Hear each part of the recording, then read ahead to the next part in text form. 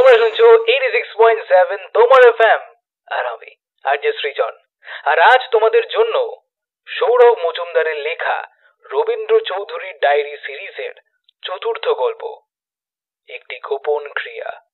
সৌরভ মজুমদার জন্ম 1986 সালে কলকাতায়, বর্তমানে উত্তর 24 পরগনার অশোকনগরের নিবাসী। বই পড়তে ভালোবাসেন তিনি। পছন্দের বিষয় কল্পবিজ্ঞান এবং রহস্য গল্প। তার লেখা কল্পবিজ্ঞান উপন্যাস অদূর ভবিষ্যতে প্রকাশ পেয়েছে বসাক বুক স্টোর থেকে এবং অন্ধকারের সংকেত প্রকাশ পেয়েছে বই বন্ধু প্রকাশনা থেকে। এছাড়াও তিনি লিখেছেন শিবুদা সমগ্র, চিন্তার ঊর্ধ্বে, দারোগা দেবী প্রসাদ রায়, অন্যায়ের গহ্বরে। কলেজ স্ট্রিটের বিভিন্ন বইয়ের দোকানে এবং অনলাইন মিডিয়ামে এই বইগুলো সংগ্রহ করতে পারেন। আজকের গল্প পাঠে পার্থ অরণ্যদেব মুখার্জি, নীল, জয়, শুভদীপ্তদা, সুপ্রজা এবং আমি আরজে সৃজন। গল্পের স্ক্রিপ্টিং এ রয়েছে দ্য ইঙ্ক পোর্টাল। শব্দ সংযোজন এবং আবহ সঙ্গীতে শুভদেব পটবেল এবং প্রিয়াঙ্কা কুন্ডু। গল্পের পোস্টার ডিজাইন আর্টিস্টিক 2.0। শব্দগ্রহণ এবং পর্ব পরিচালনায় আমি আরজে সৃজন। তো শুরু হচ্ছে আজকের গল্প, সৌরভ মজুমদারের লেখা রবীন্দ্র চৌধুরী ডায়েরি সিরিজের চতুর্থ গল্প, একটি গোপন ক্রিয়া।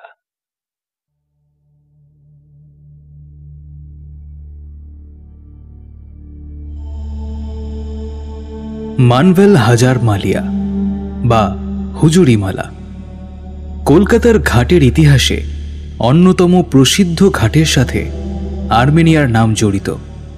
এই সমৃদ্ধশালী ব্যবসায়ী 1734 সালে শিপমেন্টের আগে নিরাপদ গুদামের জন্য আর্মেনিয়ান ঘাটের পত্তন করেন। বর্তমানে হাওড়া ব্রিজের সৌজন্যে বিভিন্ন উদ্যোগে ভাটা পড়তে শুরু করলেও একসময় রেল এবং ট্রাম কোম্পানি বিভিন্নভাবে এই ঘাটকে ব্যবহার করেছে। ইংরেজ এবং আর্মেনীয় দুটি ভিন্ন জাতি, অথচ দুজনেই এখানে আসে এবং ব্যবসা করে। একজন মিশে গেল সকলের মধ্যে, আরেকজন শাসক হয়ে এই মাটিকেই দুভাগ করল। ঘাটে বসে এইসব কথাই আলোচনা করছিল দুজন মানুষ। হঠাৎ সামনে মাঝ বয়সী দুটো ছেলেকে দেখে প্রসঙ্গ পাল্টে একজন জিজ্ঞেস করল, কিরে শান্তনু, এত তাড়াতাড়ি উঠে পড়লি? সারা শরীর থেকে তখনও জল ঝরছে ছেলেটির। পাশে দাঁড়িয়ে থাকা আরেকজনের দিকে ইঙ্গিত করে সে বলে, আরে বিকাশ বলল কি একটা পেয়েছে, দেখুন তো একবার। বিকাশের হাতের জিনিসটি সামনের দিকে এগিয়ে দিতে সেটিকে হাতে নিয়ে একজন বলল, এটা কোথায় পেলি রে? হ্যাঁ, কার জিনিস জানতে পারলি? হ্যাঁ, ডায়েরিটার ওপরে লেখা আছে দেখো, রবীন্দ্র চৌধুরী ডায়েরি। সোনালি রং দিয়ে লেখা, লাল কভারের ওপর বেশ মানিয়েছে, তাই না? লোকটি ডায়েরিটা চোখের কাছে নিয়ে এসে উপরে লেখা নামটি পড়ে সেটি খুলতেই অবাক হয়ে জিজ্ঞেস করে, কি হলো, ভেতরে কিছু লেখা নেই তো? ওই দেখি। এই বলে একজন ডায়েরিটা নিয়ে পাতা উল্টাতে শুরু করলো। কি যে বলো সত্যদা, এই দেখো, পাতার উপরে লেখা মৃত্যুর পুনরুত্থান। তারপরে আরো কিছু পাতা উল্টাও, এখানে লেখা সেই সিন। আরো কয়েকটা পরে লেখা ভ্রম। এরপরে খালি। ও না না, দেখেছ, এখান থেকে লেখা শুরু। বাকি তিনজনেই আগ্রহ বশে দেখার চেষ্টা করে। বিনু, পড়েই দেখ না কি লেখা আছে। বিনু অর্থাৎ বিনোদ লাহিড়ী ডায়েরিটাকে ঘুরিয়ে ফিরিয়ে দেখল একবার, তারপর ধীর কণ্ঠে বলল, অদ্ভুত ব্যাপার তো, এই ডায়েরিটা কোথায় ছিল রে বিকাশ? বিকাশ গামছা দিয়ে মাথা মুছতে মুছতে উত্তর দেয়, কাদার উপরে পড়েছিল। তাই নাকি? কিন্তু ভিজে যায়নি কেন? একবার দেখ, সব কটা পাতা কেমন শুকনো। বিনোদ লাহিড়ী ঠিক কথাই বলেছে। জলে ভিজে গেলে কাগজের যেমন অবস্থা হয়, এই ডায়েরিটিকে দেখে তেমন মনে হলো না, বরং সেটাকে একেবারে নতুন দেখাচ্ছে। চারজনের মধ্যেই একসাথে কৌতূহল এবং সন্দেহ দুই তৈরি হয়। সত্যদা অর্থাৎ সত্যেন দাশগুপ্ত বলল, সেটাই। আচ্ছা, কি লেখা আছে সেটাই পড়া যাক না। এই বিনু, তুই পড়, আমরা শুনি।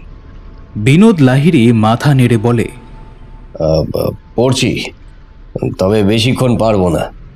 বাড়িতে পুজো করতে হবে। বাড়ির ঠাকুরকে বেশিক্ষণ না খাইয়ে রাখা যায় না। হ্যাঁ, তোমার মতো পুরুষদের জন্য ভগবান খেয়ে বেঁচে আছে, বুঝলে? বলি, ঠাকুর দেবতা কোনোদিনও নিজের চোখে দেখেছিস? দেখো সত্যদা, আমাকে যা ইচ্ছে বলো, ঠাকুর দেবতা নিয়ে মস্করা করবে না। তোমরা নাস্তিকেরা কতখানি বোঝো, হ্যাঁ? আর চোখে দেখার কথা বলছো কেন? আমার মা, তোমার মা, তারা কি ঠাকুর দেবতার অংশ নয়? তাহলে তাকেই পুজো করো না বাবা। বারণ করেছে কে? শুধু শুধু পাথরের মূর্তিগুলোকে ঠাকুর নামে পুজো করা কি লাভ হয়? হঠাৎই বিনোদ লাহিড়ীর ফর্সা মুখ লাল হয়ে ওঠে। শান্তনু অবস্থা নিয়ন্ত্রণে এনে বলে, আরে কাকা, ছাড়ো না এসব কথা। কি লেখা আছে সেটা পড়ো, আমরাও শুনি। ও তুমি চলে গেলে আমাদের তিনজনের মধ্যে কেউ একজন পড়বে ক্ষণে। চশমার পেছনে বিনোদ লাহিড়ীর রক্তবর্ণ চোখ দুটো সকলেই খেয়াল করল। তবে বিকাশ আর শান্তনুকে বিনোদ লাহিড়ী স্নেহ করে। অবিবাহিত এই মাঝবয়সী মানুষটি দুজনকে নিজের সন্তানের মতোই দেখে। তাই এই অনুরোধ অগ্রাহ্য না করে ডায়েরিটাকে চোখের সামনে নিয়ে এসে বিনোদ লাহিড়ী পড়তে শুরু করে। আমি এখন জাপানে বসবাস করি। তার পেছনে কিছু কারণ আছে। কয়েকটা ঘটনা আমি আগেই বলেছি, হয়তো পাঠকেরা সেগুলো পড়েছেন। এখন যিনি পড়ছেন তাকে বলি, জাপান একটা অদ্ভুত দেশ। এত অজানা রহস্য এখানে লুকিয়ে আছে, তা একদিন কি দুদিনের ভ্রমণে নির্ধারণ করা কঠিন।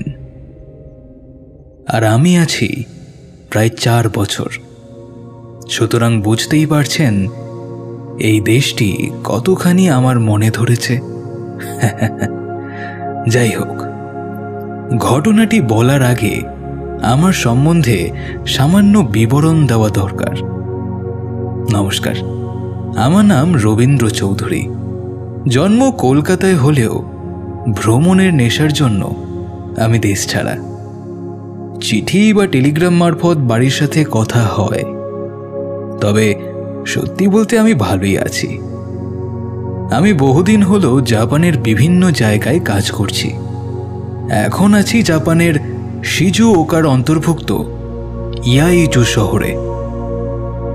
কাজ করি এখানকারই মাছের বাজারে। অনেকগুলো ছোট ছোট কোম্পানি এখানে কাজ করে, তার মধ্যেই একটিতে আমি আছি। আমার কাজ কিন্তু মাছ ধরা বা বিক্রি করা নয়, তবে সবকিছু তদারকি করতে হয় আমায়। টাকা পয়সার লেনদেন করার মূল দায়িত্ব আমার। ইয়াইজুর অর্থনীতি মূলত মাছ ধরার শিল্পের দ্বারাই প্রভাবিত। ইয়াইজুর বন্দর থেকে মূলত বেনিটো এবং টুনা মাছ আসে।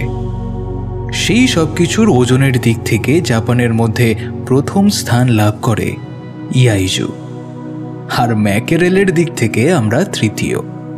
তাছাড়া ছোট এবং স্থানীয় শিল্পগুলি মানে কাতসুওবুশি, শিওকারা, শুকুদানি এবং মাকাপোকো এইসবের উৎপাদন সহ খাদ্য প্রক্রিয়াকরণের ওপরই নির্ভরশীল। কৃষি পণ্যের মধ্যে রয়েছে সবুজ চা, তরমুজ, ট্যানজারিন এবং টমেটো। হাসগাওয়া প্লাস্টিক মডেল কেট উৎপাদনকারী কোম্পানি ইয়াইজুতেই আছে। এ অদ্ভুত সব নাম রে বাবা। বিকৃত মুখে সত্যেন দাশগুপ্তের এই উক্তি শুনে শান্তনু বলে, জাপানের লোকেরা নিমতলা, কেওড়াতলা, কালীঘাট এইসব নাম শুনলে তোমার মতোই অবস্থা হবে। বিকাশ যোগ করে, হয়তো ইয়াইজু জায়গাটা আমাদের মতোই বা তার থেকেও বেশি সুন্দর। জীবনে তো যেতে পারবো না, ভাগ্য সহায় একজনের ভ্রমণ কাহিনী পড়ে অন্তত দুধের স্বাদ ঘোলে মেটাচ্ছি। ওফ, তোমাদের কথা বন্ধ হলে বাকিটা পড়তে পারি। বিনোদ লাহিড়ীর কণ্ঠে বিরক্তির ছাপ স্পষ্ট। আরে বিনু, রেগে যাচ্ছিস কেন বাবা? তুই পড় পড়, আমরা শুনছি। হ্যাঁ, বেশ, তবে শোনো এরপরে কি লেখা আছে। জাপানের সৌন্দর্য ব্যাখ্যা করার মতন ভাষা আমি অনেক আগেই হারিয়েছিলাম। শিজুওকা আসার পরে প্রমাণিত হলো যে এই দেশ অনেক এগিয়ে আছে। এখানকার প্রযুক্তি, নিজেদের ঐতিহ্য সংস্কৃতিকে বাঁচিয়ে রাখার চেষ্টা, প্রতিটি কর্মব্যস্ত মানুষের দৈনন্দিন জীবনযাপন থেকে শুধুই শিক্ষা নিতে হয়। আমি এখন স্থানীয় ভাষা ভালোভাবেই বুঝতে এবং বলতে পারি। ইয়াইজুতে আমি থাকার জন্য একটা ঘর ভাড়া নিয়েছি। পাশেই শ্বেতো নদী বয়ে চলেছে, পরিষ্কার জল, আর পাশেই সারি সারি দাঁড়িয়ে থাকা চেরি গাছ। যে কোনো নিরস মানুষকে ভাবতে বাধ্য করবে যে এই জগৎ কতখানি রঙিন আর সুন্দর। বাড়ির মালকিন সাকুরা বেশ মিশুকে একজন মহিলা, সব সময় মুখে হাসি লেগে আছে। সকাল আর রাতে খাবার খাবার সময় তার সঙ্গে দেখা হয় আমার। রান্নার হাত অতুলনীয়। ভদ্র মহিলার বয়স 60 বছরের কাছাকাছি হলেও বোঝা যায় না। সাজসজ্জায় কোনো আড়ম্বর নেই। তার পোশাকের মধ্যে হালকা রঙের কিমোনো। এখানকার মহিলারা সাধারণত এই পোশাক ব্যবহার করে থাকেন। কিমোনো নানান রঙের হয় এবং প্রতিটি রঙের নির্দিষ্ট গুরুত্ব আছে। সাধারণত নীল এবং সবুজ রং এদের কাছে খুব পবিত্র। সাকুরার স্বামী মারা গিয়েছেন 5 বছর আগে। তার একটা ছেলে ছিল। 23 বছর বয়সে সে সন্ন্যাসী হয়ে বাড়ি ছেড়ে চলে যায়। ছেলেটির নাম কিয়োসি। বাড়ির দেওয়ালে কিয়োসির ছবি আমি দেখেছি। এত নিষ্পাপ ফুটফুটে ছেলেটির চেহারা, আর এই বয়সে বাড়ি ছেড়ে চলে যাওয়ার ব্যাপারটা চিন্তা করলেই সাকুরার জন্য আমার কষ্ট হয়। কত কিছুই না সে ভেবেছিল নিজের ছেলেকে নিয়ে।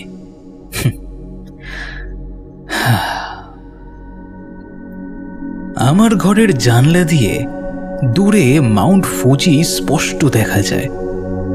জাপানের সর্বোচ্চ পর্বতশৃঙ্গ মাউন্ট ফুজির উচ্চতা 3776 মিটার।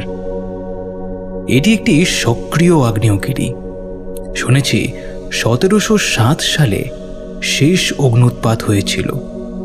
আমি সাধারণত কাজে বের হই সকাল 5টায় আর ফিরে আসি দুপুর 3টের মধ্যে। কিন্তু সেই সকালেও সাকুরা উঠে আমার জন্য ব্রেকফাস্ট করে দেন। আবার রাতে 9টার মধ্যেই আমি ঘুমিয়ে পড়ি। 8টার মধ্যে খাওয়া দাওয়া হয়ে যায় আমাদের।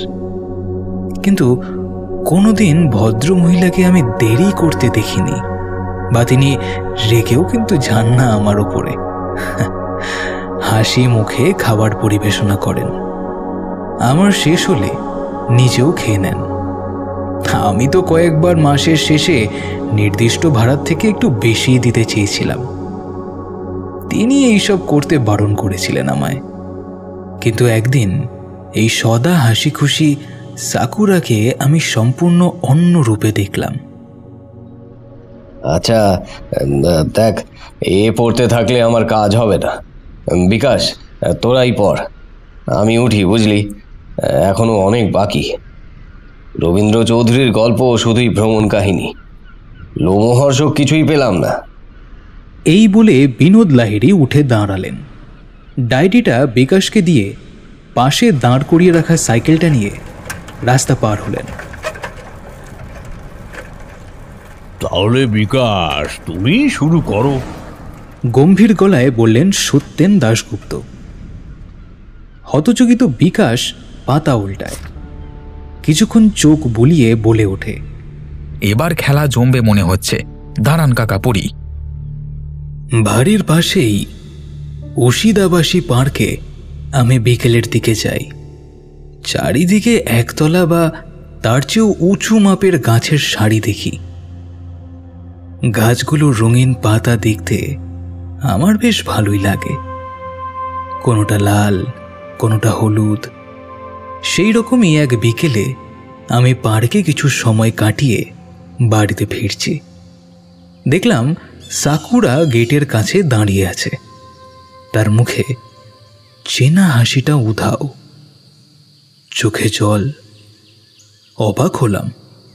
নিজে থেকেই কারণ জিজ্ঞেস করতে গিয়ে জানলাম তিনি নাকি অপেক্ষা করেছিলেন কখন আমি আসব আর আমাকে তিনি কথাগুলো বলবেন। তিনি বললেন, কিয়োশির ব্যাপারে কিছু কথা বলতে চাই। তোমার সময় হবে? আমি বললাম, হ্যাঁ, কিন্তু আপনার ছেলে তো অনেক আগেই বাড়ি ছেড়েছিল। ঠিক। আজ তার এক বন্ধু খবর পাঠিয়েছে। ওর নাম কেনজিং। আয়কাটানি নদীর পাশে একটি গ্রামে থাকে। ল্যান্ডমার্ক হলো ওয়াদা কোতপুকি পাবলিক হল। আচ্ছা, কিন্তু সে কি বলছে? কেনজি নাকি জানে আমার ছেলে কোথায় আছে। এই চিঠিটা পড়ে দেখো, তাহলেই সব বুঝবে। সাকুরা আমার দিকে একটা ভাঁজ করা কাগজ এগিয়ে দিলেন। আমি সেটি খুলে পড়তে থাকি। আপনি হয়তো আমাকে চিনতে পারবেন না। আমি কেনজি। কিয়োশি আর আমি একসাথেই পড়াশোনা করেছি। ছোটবেলা থেকে কিয়োশি অন্য ধরনের। আমার মনে হয় একজন মায়ের তার ছেলের বিষয়ে জানার পুরো অধিকার আছে। আপনি যদি কোনোভাবে আমার বাড়িতে আসতে পারেন তাহলে আপনাকে সেই জায়গায় আমি নিয়ে যেতে পারি। চিঠিতে বিস্তারিতভাবে বলা সম্ভব নয়, তবে আমি জানি কিয়োশি এখন কোথায় আর কেমন আছে। আমার বর্তমান মনের অবস্থা বোঝানো একটু কঠিন। যদি দেখা করেন খুব উপকার হয়। এরপরে শুধু বাড়ির ঠিকানা দেওয়া ছিল। আমি চিঠিটা দিয়ে জিজ্ঞেস করলাম, এখন কি করবেন তাহলে? সাকুরা বললেন, সেই জন্য তোমার সাহায্য চাইছি। আমি যেতে চাই, কিন্তু এতখানি পথ যাওয়া আমার পক্ষে কঠিন। আর কিয়োশির সঙ্গে আমার দেখা হলে হয়তো তার সাধনায় ব্যাঘাত ঘটতে পারে। তাই আমি চাইছি তুমি যদি গিয়ে কিয়োশির সঙ্গে দেখা করো। কিন্তু মানে আমি গিয়ে কি করব ওখানে? সাকুরা ম্লান হাসি হেসে বললেন, কিছু করতে বলছি না, শুধু এই একটা চিঠি আমি লিখে দেব, কিয়োশিকে দিও, তাহলেই হবে। মন চাইছিল না আমার। শুধু শুধু অন্যের সাংসারিক ব্যাপারে জড়িয়ে পড়তে আমার খুব একটা ভালো লাগে না। কিন্তু সাকুরার অনুরোধ অগ্রাহ্য করতে পারিনি। কেন জানি না, এই হাসি খুশি মহিলাটিকে দেখলে আমার করুণা হয়। তার নিজের বলতে শুধুমাত্র এই বাড়িটা। কোনোদিন কারোর কাছে কিছু চাইতেও দেখিনি। একজন ভাড়াটিয়ে হওয়া সত্ত্বেও আমার প্রতি তার ব্যবহার একদম নিজের ছেলের মতোই। তাছাড়া এই সুযোগে আমারও একটু ঘোরা হয়ে যাবে। অনেকদিন ছুটিও নেওয়া হয়নি। মনে মনে সমস্ত কিছু ঠিক করে ফেললেও সাকুরাকে কিছু জানালাম না। তাকে বললাম, আমি আগামীকাল জানাই আপনাকে। আজকে এই পর্যন্তই থাক নাকি? কালকে আবার পড়া যাবে। বেলা হয়ে গেছে, কাজেরও সময় হয়ে আসছে। তাই বিকাশের কথায় সম্মতি জানায় সত্যেন দাশগুপ্ত। কিন্তু শান্তনু যেন আরও শুনতে চায়। বিকাশ বলে, আরে তোর যখন এতই জানবার ইচ্ছে তাহলে ডায়েরিটা তুই নিয়ে যা। শান্তনু খুশি হয়। ডায়েরিটা নিয়ে বলে, কালকে বরং আমি তোমাদের ডায়েরিতে লেখা পরের ঘটনাগুলো বলবো, কেমন? এরপরে কিছু সময় নিজেদের মধ্যে কথাবার্তা শেষ করে তিনজনের গন্তব্যের দিকে রওনা হলো। বিকাশ কাজ করে একটা মুদি দোকানে, শান্তনু প্লাম্বিং মিস্ত্রির কাজ করে। এই সব কিছু শান্তনু শিখেছে বিনোদ লাহিড়ির কাছ থেকেই। এক সময় প্লাম্বিং মিস্ত্রি হিসেবে বিনোদ লাহিড়ির বেশ নাম ডাক ছিল। শান্তনু ছিল তার সহকারী, কিন্তু মায়ের শরীর খারাপের পর থেকে বিনোদ লাহিড়ি কাজ কমিয়ে দিয়েছে। শান্তনুর আজকে 2 জায়গায় কাজ ছিল। সেগুলো শেষ করে সে একবার বিনোদ লাহিড়ীর বাড়িতে যায়। একটা বড় কাজের কন্ট্রাক্ট পেয়েছে সে চায় বিনোদ কাকা তাকে সাহায্য করুক। দরজায় বেশ কয়েকবার ধাক্কা দেয় শান্তনু, কিন্তু ভেতর থেকে বারবার ওই আসছি কথাটা বাদ দিয়ে আর কিছুই সে শুনতে পায় না। আসছি আসছি আসছি। বিরক্ত হয় শান্তনু। আরে কখন আসবে? কতক্ষণ ধরে সেই একই কথা বলছো? আসছি আসছি আসছি। আরে একটু দাঁড়া, কাজটা করেই আসছি আমি। কি এমন কাজ করছো যে আসতে এত দেরি হচ্ছে? কোনো উত্তর পায় না শান্তনু। প্রায় 10 মিনিট পরে দরজা খোলে বিনোদ লাহিড়ী। তার চোখে মুখে চিন্তার ছাপ। শান্তনু জিজ্ঞাসা করে, কাকা কি হয়েছে তোমার? বিনোদ লাহিড়ী কাঁপা স্বরে উত্তর দেয়, ও কিছু না, কাজ কাজ করছিলাম। আরে এই বিকেলে আবার কি কাজ করছো? এবার ভদ্রলোক চিৎকার করে ওঠে, তোর এত প্রশ্ন কিসের রে? কি জন্য এসেছিস সেটা বল। উফ, চটে যাচ্ছ কেন? একটা কাজ আছে। এই বলে পুরো কাজের বিবরণ দেয় শান্তনু। হ্যাঁ বা না কোনো উত্তরই না পেয়ে শান্তনু জিজ্ঞেস করল, কাকা তুমি করবে কি না বলো তো, না হলে অন্য কাউকে দেখছি। তুমি থাকলে আমার সুবিধা হতো। তোমার যা লাগবে সেটা নিও না হয়। ভেবে দেখব, তুই এখন যা, পরে কথা হবে। কাল সকালে ঘাটে যাব, তখন বলিস যা বলার। এখন যা। আমার আবার কি বলার আছে? যা বলার তো বললাম। ও হ্যাঁ, ওই ডায়েরিটা এখন আমার কাছে, ভাবছি আজকেই পড়ব।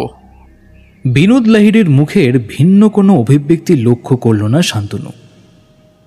ভাবলে সেন মানুষটি জিজ্ঞেস করে, তোর মা কেমন আছে রে শান্তনু? শান্তনু অবাক হয়। মা?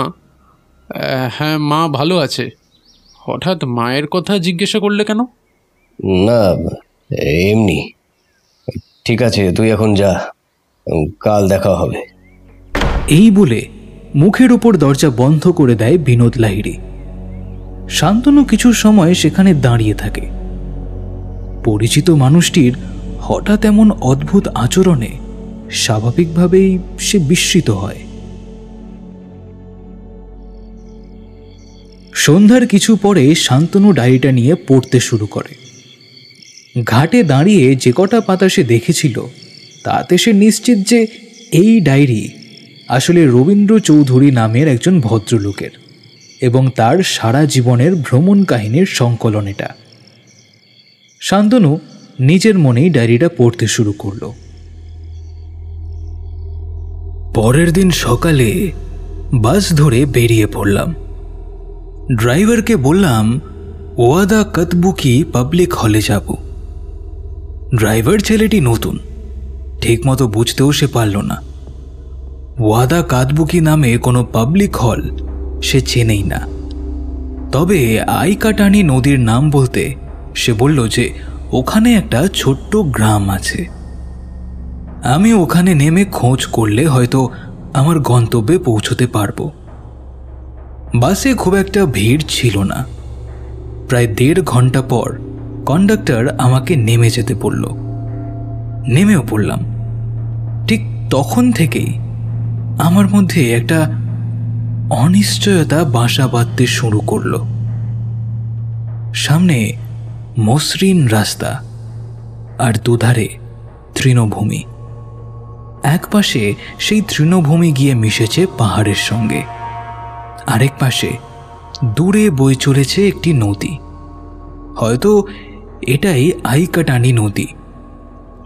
খুব বেশি চওড়া নয় আর স্রোতও তেমন নেই, তবে জল কাঁচের মতন স্বচ্ছ।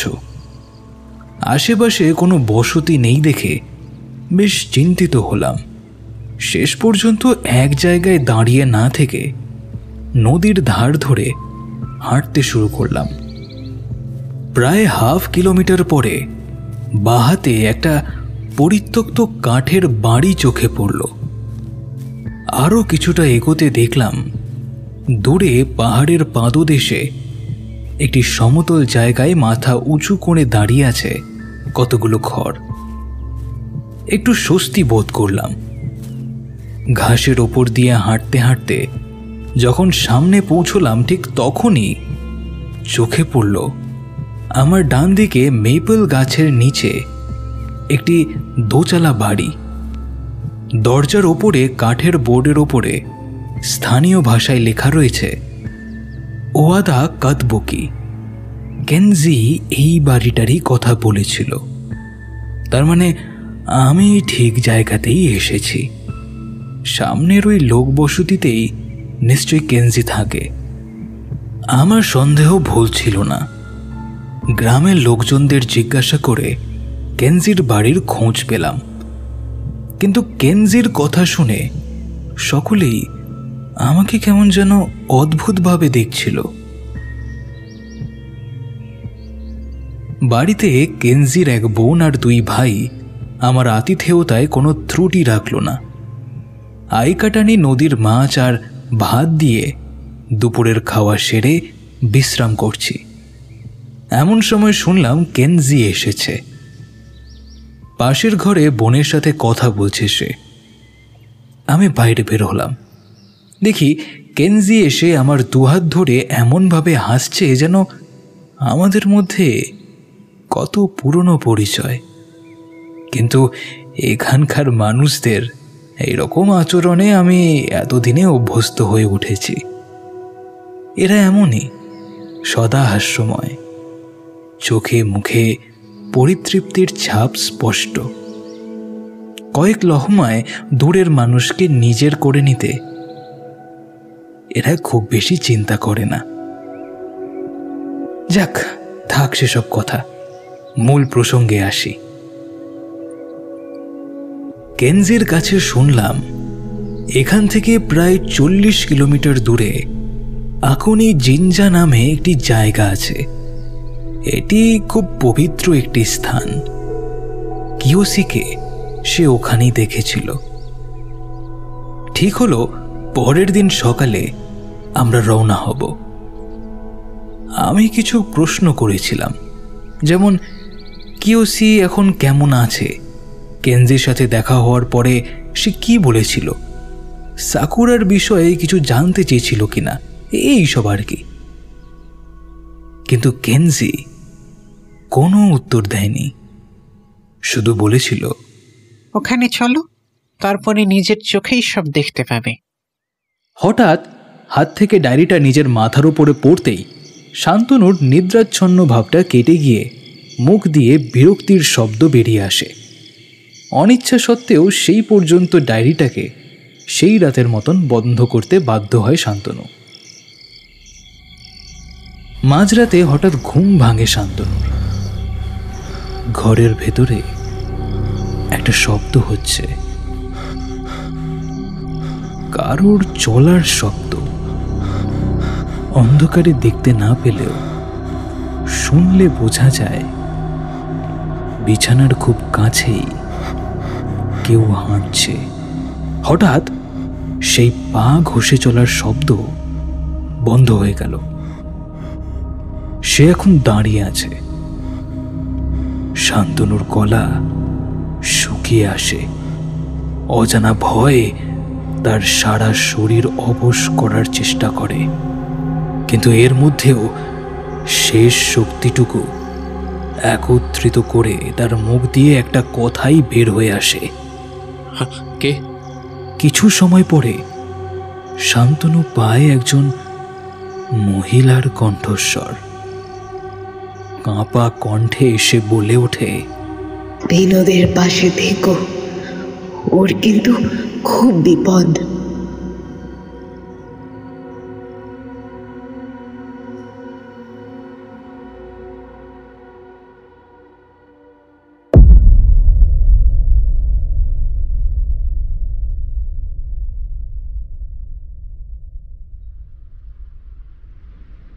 পরের দিন সকালে গঙ্গায় সাঁতার কাটা শেষ করে দুই বন্ধু যখন ঘাটে আসে, বিকাশ প্রথমে বলে, সবকিছুই স্বপ্ন, বুঝলি? শান্তনু কোনো উত্তর দেয় না। সামনে বসে থাকা সত্যেন রায়চৌধুরী চিৎকার করে জিজ্ঞেস করে, আরে ভাই, তোমাদের হলো? বিনুও আজকে এলো না। একা একা কি ভালো লাগে? দূর। সে কি, কাকা এখনো আসেনি? না এ শান্তনু, দেখি হয়তো পরে আসবে। এই তুই ওসব বাদ দে। তা বলছি, ডায়েরিটা যে কালকে নিয়ে গেলি, কিছু পড়তে পেরেছিস? শান্তনু মাথার জল মুছতে মুছতে গত রাতে পড়া ডায়েরির অংশটুকু বলতে থাকে। কিন্তু তার মাথায় তখন একটাই চিন্তা ঘুরে চলেছে, আর তা হলো বিনোদ লাহিড়ীর সত্যি কি কোনো বিপদ হলো? অকুনি জিঞ্জা? সেটা আবার কি? ওই ডায়েরিতে কি এই নিয়ে কিছু লেখা আছে? সত্যেন লাহিড়ীর প্রশ্নের উত্তরে শান্তনু বলে, আছে নিশ্চয়ই, এর পরে পড়লেই জানতে পারা যাবে। তা বিকাশ, আজকে কি তুই পড়বি নাকি? না ভাই, তুই পড়ছিস যখন এই দায়িত্বটা তুই নে।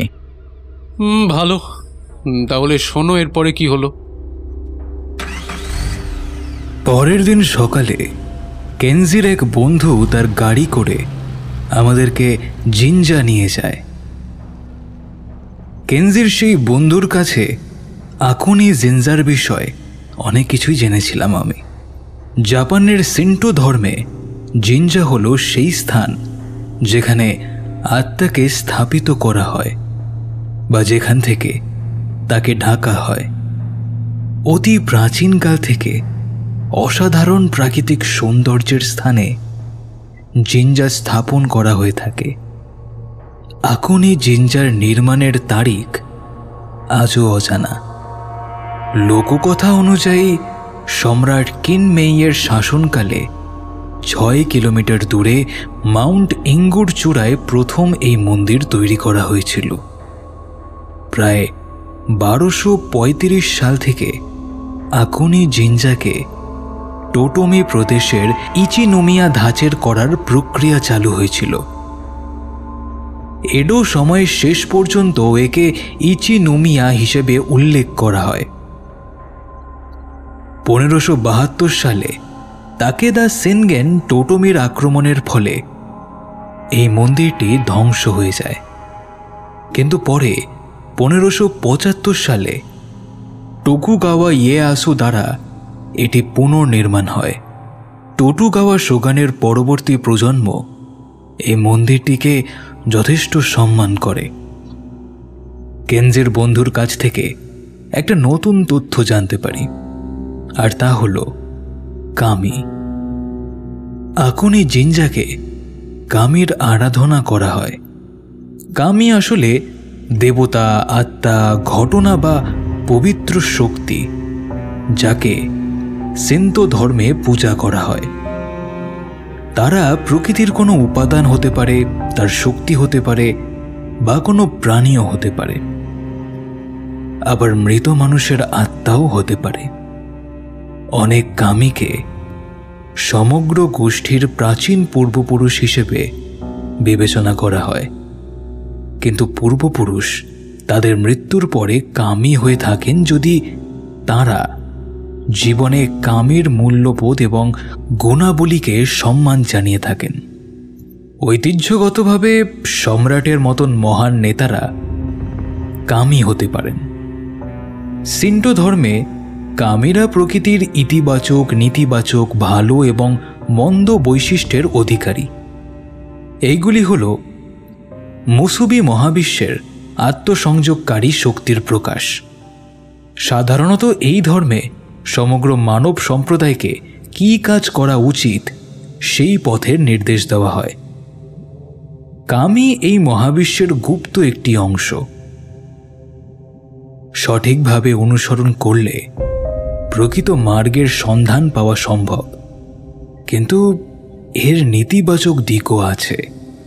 আকুনি জিঞ্জা থেকে কিছুটা দূরে গাড়ি দাঁড়ালো। সামনের রাস্তা হেঁটেই যেতে হবে। অনেক লোকের ভিড়, দুদিকে আকাশচুম্বী পাইনের গাছের সারি। মাঝখানে পাথরের রাস্তার উপর দিয়ে আমি আর কেনজি ধীর পায়ে এগিয়ে যেতে থাকি।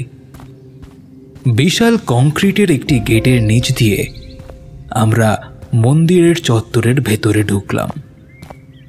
এই গেটটির স্থানীয় নাম হল তরি। বাঁদিকে দোচালার একটি ছোট্ট ঘর, সেখানে হাত ধোয়ার ব্যবস্থা করা হয়েছে। হাত ধুয়ে আমরা আবার হাঁটতে শুরু করি। একটি পরীক্ষার ওপরে কাঠের সাঁকো তৈরি করা। সাঁকোর ওপরে কিছু সময় দাঁড়িয়ে চারপাশের প্রকৃতির শোভা উপভোগ করলাম। মেপল আর বিশাল পাইন গাছের জঙ্গলের মাঝে তৈরি হয়েছে এই আখনি জিঞ্জা। তবে আরও একটা আকর্ষণ হলো চেরি ফুলের গাছ। এখন মে মাস, জাপানে এখন বসন্তকাল। এই চেরি ফুলগুলো জাপানের বসন্তের প্রতীক। এই গোলাপি ফুলের সৌন্দর্য যে কোনো ক্লান্ত পথিককে অদ্ভুত মানসিক শান্তি প্রদান করে। আমিও তাদের মধ্যে একজন। হঠাৎ কেনজির ডাকে ঘোর কাটে। চলো রবীন্দ্র, এখানে অনেক কাজ বাকি আছে। মন চাইছিল না, তবু কিছু করার নেই। একটা উদ্দেশ্য নিয়ে যে আমার এখানে আসা, সেটাই ভুলে যেতে বসেছিলাম এই দৃশ্য দেখে। ডান দিকে একটি চালা ঘর, যার নাম কাগুরাতেন। সাধারণত এখানে বিভিন্ন ধর্মীয় অনুষ্ঠান হয়ে থাকে। আরও কিছুটা হেঁটে আমরা মূল মন্দিরের সামনে এসে দাঁড়ালাম। দুচালা এই মন্দিরটি আকারে বেশ বড়। মন্দিরের প্রবেশদ্বারের মুখে দুটি পাথরের সিংহ মূর্তি দাঁড় করানো। এদের নাম কামাইনু। এরা হলো মন্দিরের রক্ষক। মূল মন্দিরটি দুই ভাগে বিভক্ত। সামনের ভাগটির নাম হাইডেন এবং কামির আরাধনা করা হয় এইখানে। পেছনের ভাগটির নাম হল হন্ডেন। এই স্থানে পূজায় ব্যবহৃত সামগ্রী রাখা হয়। সিন্টো ধর্মে বিশ্বাস একটি মূল বিষয়, কারণ মানুষ মৌলিকভাবে ভালোকে ভালো এবং মন্দকে আত্মাদের দ্বারা খারাপ হয় বলে মনে করে। ফলস্বরূপ বিভিন্ন সিন্টোর আচার অনুষ্ঠানের উদ্দেশ্য হল শুদ্ধিকরণ, প্রার্থনা আর মন্দ আত্মাকে দূর করা। সিন্টো হল জাপানের বৃহত্তম ধর্ম, যা প্রায় ৮০% জনসংখ্যার দ্বারা চর্চা করা হয়। তবুও এর মধ্যে খুব সামান্য অংশই সমীক্ষায় নিজেদেরকে সিন্টোবাদী হিসেবে চিহ্নিত করে। সিন্টো ধর্মে যেসব কামিদের পূজা করা হয়, তাদের কয়েকজনের সম্বন্ধে আমি জানতে পেরেছিলাম। যেমন আমাতেরাসু ওমিকামি হলেন সূর্যদেবী এবং ইনি সিন্টোর প্রধান দেবতা। তাছাড়া ইবিসু হলেন ভাগ্যের ৭ দেবতার একজন। ফুজিন হল বাতাসের দেবতা। হাচিমান হল যুদ্ধের দেবতা। উস্কানির দেবতা হলেন জুনসি। ইরানি ওকামি হল ধান ও কৃষির দেবতা। এরকম আরও অনেক আছে। যেমন এই ধর্মে প্রচলিত আছে যে ইজানাগি নো কিমোটো হলেন প্রথম মানুষ এবং ইজানামি নো কিমোটো হলেন প্রথম মহিলা। ওমইকানে হল জ্ঞানের দেবতা। বজ্র ও ঝড়ের দেবতা হলেন রাইজিন। রিউজিন হল সমুদ্র এবং ঝড়ের জাপানি ড্রাগন দেবতা। আর সুকুওমি হলেন চাঁদের দেবতা। কেনজি আর আমি কিছু সময় মন্দিরের ভেতরে বসলাম। সেখানে একটা অদ্ভুত শান্তি যেন বিরাজ করছে। হঠাৎ পেছন থেকে একজনের হাতের স্পর্শে আমি হকচকিয়ে উঠি। এই পর্যন্ত পড়ে শেষ করল শান্তনু। পেছন ফিরে তাকাতে দেখল কাঁধে ভর দিয়ে বিনোদ লাহিড়ী বসবার চেষ্টা করছে। লোকটা যে কখন এসেছে সেটা বুঝতেই পারেনি সে। দেখলে মনে হয় যে কোনো দুরারোগ্য ব্যাধি যেন বাস করছে তার শরীরে। শান্তনু দেখল একদিনে লোকটার বয়স যেন বেড়ে গিয়েছে। ও কাকা, কি হলো তোমার? বাকিরাও হয়তো এই প্রশ্নই করত, কিন্তু তার আগেই সে উত্তর দেয়। শরীরটা একদম ভালো নেই, সারা শরীরে অসম্ভব যন্ত্রণা। সে কি বিনু, এই অবস্থায় তাহলে এলি কেন? এলাম না, এসে আর যাব কোথায়? ভালো লাগে না কিছু, নেহাত মা বলল তাই। কাকা, তোমার মা ভালো আছেন? শান্তনুর প্রশ্ন শুনে বিনোদ লাহিড়ী কি যেন চিন্তা করে। কি হলো বিনু, এত কি ভাবছিস? বিনোদ লাহিড়ী যেন সামান্য কেঁপে ওঠে, তারপর সম্বিত ফিরে পাওয়ার মতন ভাব প্রকাশ করে বলে, মা আছে একরকম। তা এই ডায়েরিটা পড়া শেষ হলো? বিকাশ বলে, না কাকা, এতক্ষণ ধরে শান্তনু তো এটাই পড়ছিল। বাহ, ভালো। তা শান্তনুর কাজটা কবে থেকে শুরু হবে? কোনটা? ও, যেটার কথা তোমাকে বললাম, ওটা পরশু থেকে। তুমি করবে নাকি? ইচ্ছে তো আছে, দেখি দেখি শরীর ঠিক হলে ধরা যাবে খন। তা যত অবধি পড়লি সংক্ষেপে বলতো, একবার শুনি। সত্যেন দাশগুপ্তের মুখ দেখে মনে হলো যে ডায়েরির আগের লেখা আবার শোনবার মতন ইচ্ছে আর তার নেই, সংক্ষেপেও না বা বিস্তারিতভাবেও না। সে উঠে দাঁড়ায়। সকলের অবাক দৃষ্টির কারণ আন্দাজ করেই সে বলে ওঠে, আজ চলি বুঝলি, তোরা গল্প টল্প কর, কাল আমি আবার আসবো, আমার একটু কাজ আছে। এই বলে আর কোনো অনুরোধের অপেক্ষা না করে সত্যেন দাশগুপ্ত নিজের পথ ধরে। যতখানি সম্ভব সংক্ষেপে বর্ণনা করে শান্তনু। কাকা, এবারে পরের ঘটনাগুলো পড়া যাক, কি বলো? বিনোদ লাহিড়ী সম্মতি সূচক মাথা নেড়ে বলে, হ্যাঁ, শুরু কর। হ্যাঁ, লেখক এরপরে লিখছে, পিছন ফিরে দেখলাম একজন মাঝবয়সী ভদ্রলোক দাঁড়িয়ে। মাথায় কোনো চুল নেই, গায়ে গেরুয়া পোশাক জড়ানো। আমি উঠে দাঁড়াই, কথা বলতে যাব এমন সময় কেনজি আমাকে থামিয়ে বলল, এখানে নয়, বাইরে চলো। তিনজনে বাইরে বেরিয়ে আসার পরে কেনজি ভদ্রলোকের বিষয়ে আমাকে জানায়। ইনি আমাদের কিওসির কাছে নিয়ে যাবেন, কিন্তু তোমাকে আগেই সতর্ক করে দিতে চাই, তুমি যা দেখবে তাতে ভয় পাবে না বা বাইরের কাউকে কিন্তু বলতে পারবে না। আমি একটু অবাকই হলাম, জিজ্ঞেস করলাম, ভয় ভয় পাবো কেন? আর বাইরের কাউকে জানালে ক্ষতি কোথায়? কি ব্যাপার বলো তো? আছে, আমিও চেষ্টা করেছিলাম, কিন্তু ফল ভালো হয়নি। এখনো দুঃস্বপ্ন আমাকে তাড়া করে বেড়ায়। যাই হোক, চলো, এখান থেকে হাঁটা পথ, পাহাড়ের উপরে যেতে হবে। আগন্তুক কোনো কথা বলছেন না, কিন্তু মুখে একটা অদ্ভুত হাসি। আমি কেনজিকে জিজ্ঞেস করলাম, তা কেনজি, এই লোকটি কে আর আমরা কোথায় যাচ্ছি বলো তো? উনি একজন বৌদ্ধ সন্ন্যাসী, আগের বার পরিচয় হয়েছিল, তবে প্রথম সাক্ষাৎ ভালোভাবে হয়নি জানো। এই যে পথে আমরা যাচ্ছি, এইখানে বহিরাগত কাউকে আসার অনুমতি দেয় না। আমরা তিনজনে একটি নদীর ধার দিয়ে হাঁটছিলাম। হঠাৎ সন্ন্যাসীর হাতের ইশারায় বাঁদিকে একটি সর্পিল পথ ধরে পাহাড়ে উঠতে শুরু করি। কেনজি তার মতন করেই কথা বলছিল। এই নদীর নাম কি জানো? ইচিনোমিয়া।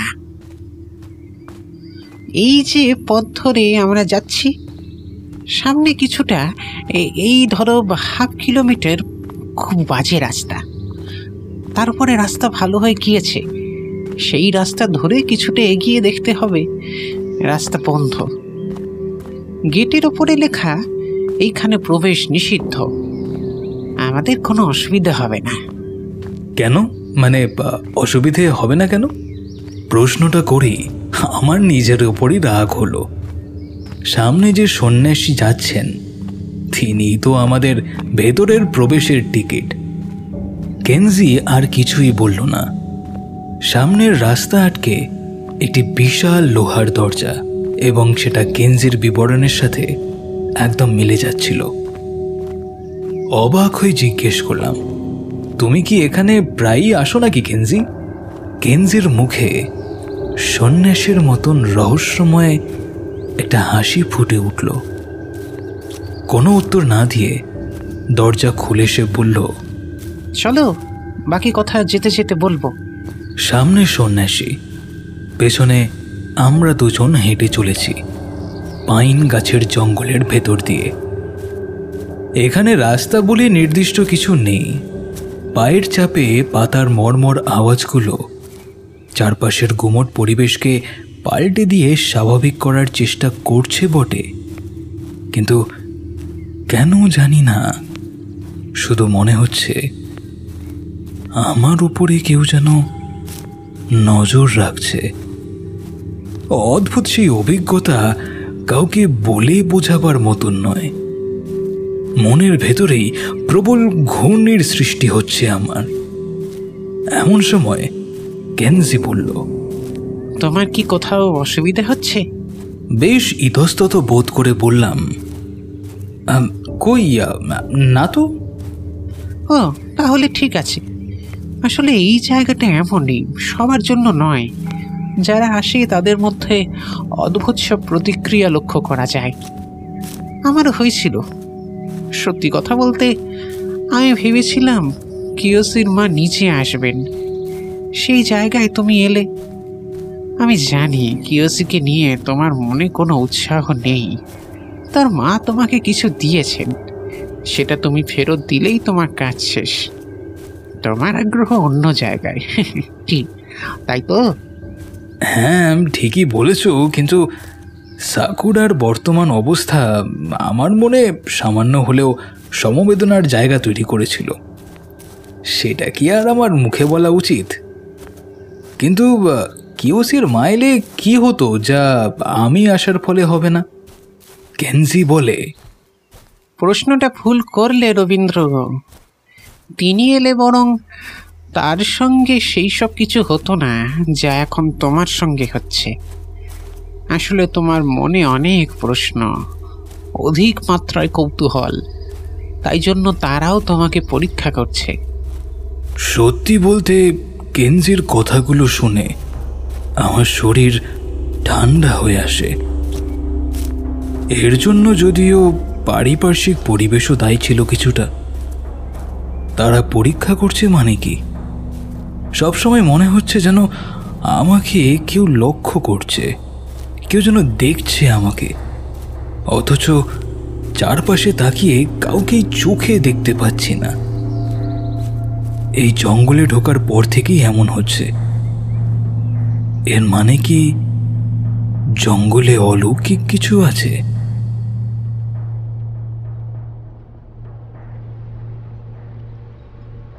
কিরে, থামলি কেন? এর পরে কি আছে? আরে কাকা, কাজে যেতে হবে না? কটা বাজে? বিকাশের কথা শুনে বিনোদ লাহিড়ী নিজের হাত ঘড়ির দিকে দেখে চমকে ওঠে। সর্বনাশ, মাকে স্নান করাতে হবে যে। আমি চলি, বুঝলি? ডায়েরি তোদের কাছেই রাখ, কাল আবার শুনবো। বিনোদ লাহিড়ী চলে যাওয়ার পরে বিকাশ শান্তনুকে জিজ্ঞেস করে, কাকার মায়ের এত শরীর খারাপ, এখন স্নান করিয়ে দিতে হচ্ছে? শান্তনু বলে, সেটাই তো ভাবছি।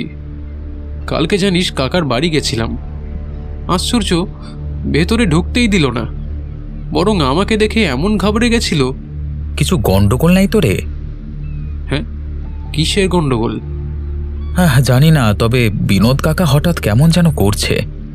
হ্যাঁ, এটা ঠিক বলেছিস, কাল থেকেই দেখছি। তুই বোধহয় ভুলে গেছিস কালকে রাতে আমার সাথে কি হয়েছিল। ভুলবো কেন? তবে ওটা স্বপ্ন ছাড়া আর কিছু না। কিন্তু হঠাৎ এই স্বপ্ন দেখলাম কেন বলতো? কিছু সময় চুপ করে কি যেন ভাবতে থাকে শান্তনু। হঠাৎ কোনো কিছু খুঁজে পাওয়ার মতন ভাব ফুটে ওঠে তার চোখে মুখে। আচ্ছা বিকাশ, একটা কথা বলবি? সব ঘটনা এই ডায়েরিটার জন্য হচ্ছে না তো?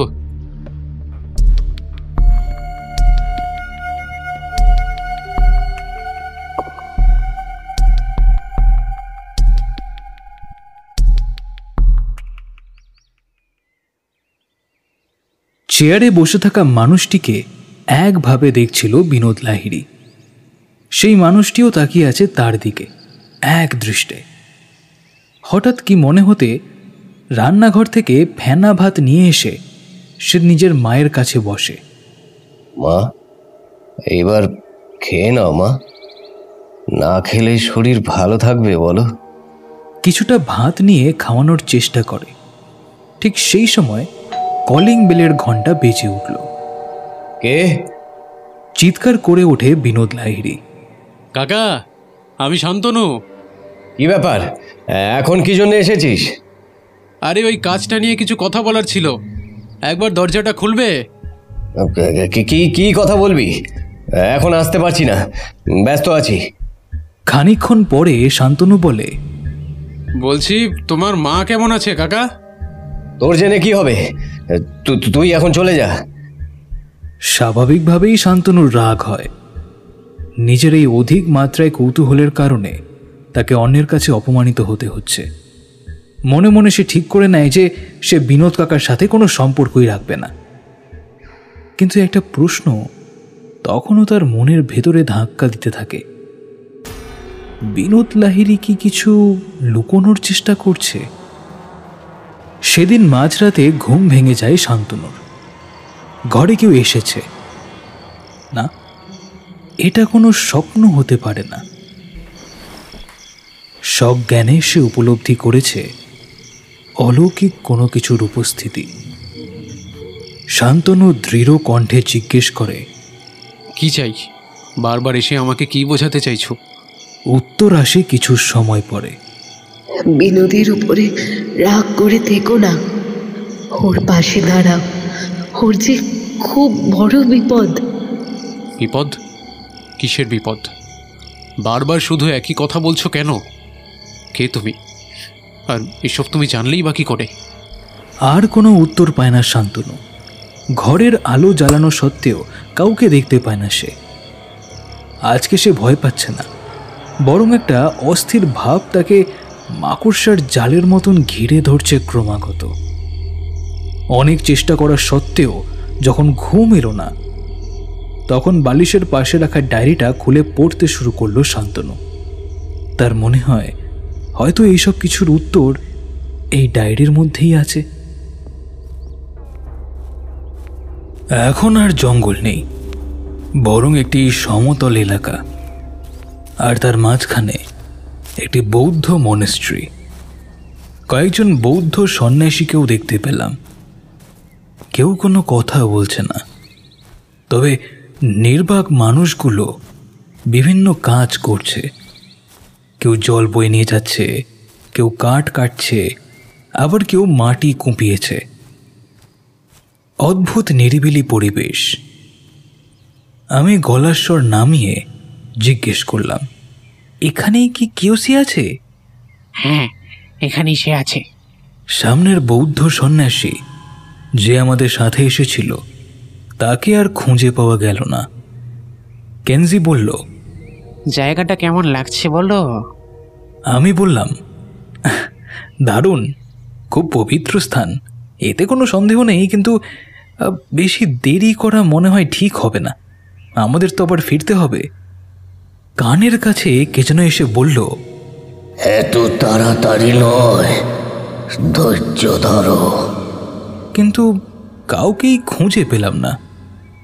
কেনজিকে বাধ্য হয়ে বললাম, এই কেনজি, আমার সঙ্গে সত্যিই কিছু যেন একটা হচ্ছে মনে হলো। মনে হচ্ছে কেউ বা কারা যেন আমার উপর নজর রাখছে, কানের কাছে এসে কথা বলছে। এটা কি হচ্ছে বলো তো? কেনজি হাসলো।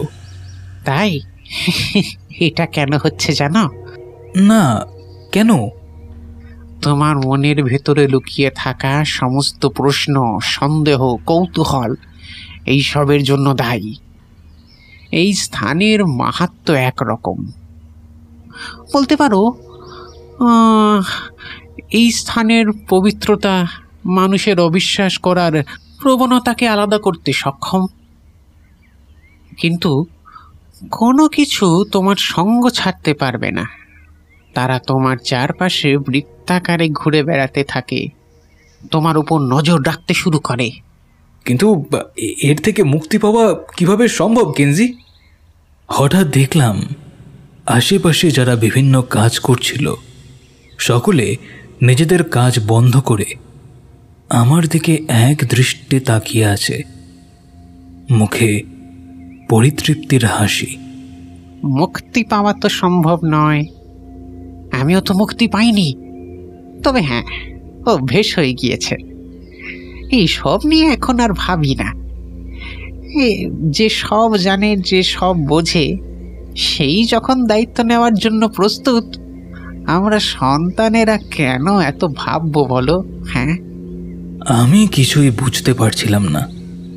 সকলে আমার দিকে তাকিয়ে আছে দেখে কেনজিকে এর কারণ জিজ্ঞেস করলাম। কেনজি বলল, ওরা সকলে তোমার মনের অন্ধকারকে দেখতে পাচ্ছে, সকলে তোমাকে নিয়ে চিন্তিত, তবে তারা নিশ্চিত পথ একটা নিশ্চয়ই খুঁজে পাবে। দেরি হবে, কিন্তু একদিন নিশ্চয়ই খুঁজে পাবে। দেখলাম সকলেই আবার নিজের কাজ করতে শুরু করলো। কেন জানি না আমার মাথা ঘুরতে শুরু করেছে। বেসামাল হয়ে সামনের মন্দিরের চাতালে বসে পড়লাম। কেনজি এগিয়ে এসে বলল, তুমি কিওসির বিষয়ে জানতে এসেছিলে না? হ্যাঁ, কিন্তু আমি তোমাকে নিয়ে ভাবনা চিন্তায় সময় কাটিয়েই চলেছি। এমনটা না করলেই বোধহয় ভালো হতো, কিন্তু তোমাকে দেখে কেন জানি না মনে হচ্ছে অনেক রহস্য তুমি লুকিয়ে রেখেছ, আর সেই সব কিছু অভিশাপের মতো তোমাকে তাড়া করছে। সাকুরার ক্ষেত্রে পার্থক্য একটাই, সে যদি আসতো তাহলে একান্ত নিজের ছেলের জন্যই সে আসতো, কিন্তু তুমি এখানে। আমি তারস্বরে চিৎকার করে উঠলাম, আমার কোনো অসৎ উদ্দেশ্য নেই কেনজি। আমি শুধু জানতে চাই, দেখতে চাই, অজানাকে উপলব্ধি করতে চাই। কেনজি আমার কাঁধে হাত রেখে বলল, শান্ত হও। এই এক জন্মে সবকিছু জানা তো সম্ভব নয় বন্ধু, কেউ পারেনি। মানুষের জীবনচক্র কিভাবে তৈরি হয় জানো? কেন?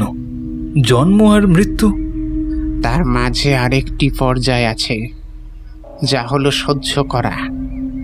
জন্মের পর সহ্য করা জীবনের যাবতীয় সুখ দুঃখের মুহূর্ত, আর তারপরে আসে মৃত্যু, কঠিন বা সহজ মৃত্যু। কিন্তু সকল বৌদ্ধ সন্ন্যাসীর জীবনের উদ্দেশ্য মহানির্বাণ লাভ করে। আমি অবাক হয়ে কেনজির দিকে তাকিয়ে থাকি। কি দেখছো রবীন্দ্র? ভাবছো এত কিছু কিভাবে জানলাম, তাই তো? হ্যাঁ ঠিক, কিন্তু তুমি আসলে কে? আরে আমি কেনজি, তবে খুব শীঘ্রই একজন বৌদ্ধ সন্ন্যাসী হয়ে এই স্থানে থাকতে শুরু করব। তুমি জানো, প্রথম যেদিন আমি আর কিওসি এখানে আসি, তখন আমার চিন্তা ভাবনা ছিল ঠিক তোমার মতো, অগোছালো। কিন্তু এখন কিছুটা হলেও নির্দিষ্ট পথে চালিত করতে সক্ষম হয়েছি। সেদিন কিওসি বলেছিল সে সন্ন্যাসী হবে। বছরখানেক বাদে সে আবার আমাকে নিয়ে এখানে আসে, কিন্তু আর ফেরেনি। পরে কয়েকবার এসেছি সন্ন্যাসী বন্ধুর সাথে দেখা করতে, তার মায়ের খবর দিতাম তাকে। সে খুশি হতো। তার স্বভাব, তার আচরণ সব কিছু যেন বদলে গিয়েছিল। সে বলতো আর কিছুদিনের মধ্যে অন্তিম মার্গে পৌঁছে যাবে। আর তারপরে কেনজির মুখে হঠাৎই বিষণ্ণতা ফুটে উঠল। কাঁপা কণ্ঠে বলল, ওই যে বললাম, সহ্য করা। অনেক কিছু সহ্য করেছিল কিওসি, আমরা তা কল্পনাও করতে পারি না। তবে কিওসির পরীক্ষা বিফলে যায়নি রবীন্দ্র। একটু পরিষ্কার করে বলবে কেনজি? আমি কিছুই যে বুঝতে পারছি না। আসলে এখানে খুব গোপন একটি ক্রিয়া করা হয়, যেটি সমগ্র জাপানে নিষিদ্ধ বলে ঘোষণা করা হয়েছে। তা সত্ত্বেও সেই ক্রিয়া নির্বিঘ্নে সম্পন্ন করেন এখানকার ধর্মগুরুরা। ডায়েরিতে আমি যথাসম্ভব গুছিয়ে লেখার চেষ্টা করছি। আমার গবেষণা আর যে সামান্য অংশ আমি কেনজির কাছে শুনেছিলাম তার উপরে ভিত্তি করেই আমার এই বর্ণনা। উত্তর জাপানে সিংগং নামে একজন বৌদ্ধ সন্ন্যাসী প্রথম এই ক্রিয়ার সূচনা করেন। কবে সেটা জানা না গেলেও মোট 24 জন বৌদ্ধ সন্ন্যাসী এই ক্রিয়া করতে পেরেছিলেন। এই ক্রিয়ায় মোট 3টি ধাপ রয়েছে, সবকটি পর্যায়ে অত্যন্ত কঠিন এবং প্রাণঘাতী। যদি প্রথম ধাপে উত্তীর্ণ হওয়া সম্ভব হয় তাহলেই পরের ধাপে পৌঁছানো যাবে। প্রথম ধাপের নাম হল মুকুজ কুকাই। দীর্ঘ 1000 দিন ধরে সন্ন্যাসী নির্দিষ্ট খাদ্য প্রণালী অনুসরণ করে থাকে। এক্ষেত্রে তারা শুধুমাত্র গাছ এবং গাছের বিভিন্ন অংশ খেয়ে বেঁচে থাকেন। শুনলেও অবাক হতে হয়, কখনো কখনো তাদের গাছের বদলে মাটি, পাথর এসবও খেতে বলা হয়। এই 1000 দিন হয় খুব কষ্টের।